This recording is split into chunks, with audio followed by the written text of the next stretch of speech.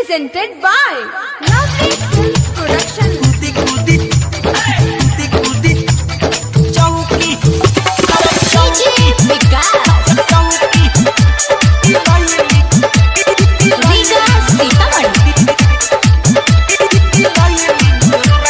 आप सुन रहे हैं अमित पटेल की आवाज में।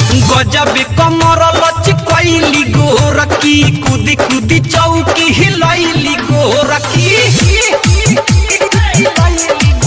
हाँ गजब कमर लचकैली गोरखी कूदी कूदी चौकी हिलैली गोरखी।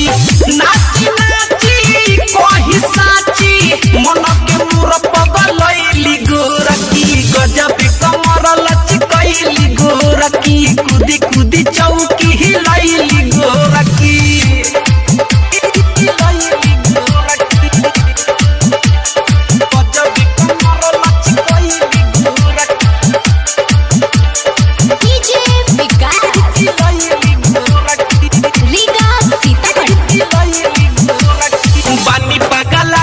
ब्यूटी निरेख के गोरे गोरे मुखड़ा गुलाबी तोरा देख के। हाँ पानी पागल आइल होई ब्यूटी निरेख के गोरे गोरे मुखड़ा गुलाबी तोरा देख के।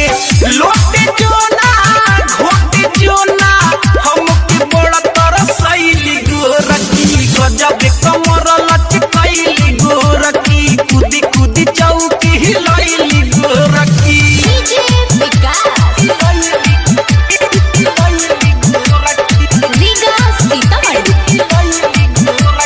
आप सुन रहे हैं अमित पटेल की आवाज में। घंगरी उठा के सनकाई देले बाड़ी हमर मिजाज टनकाई देले बाड़ी। हाँ घंगरी उठा के सनकाई देले बाड़ी हमर मिजाज टनकाई देले बाड़ी। पहली नाचे बाड़ी काचे तू ही अमित के मोहैली गो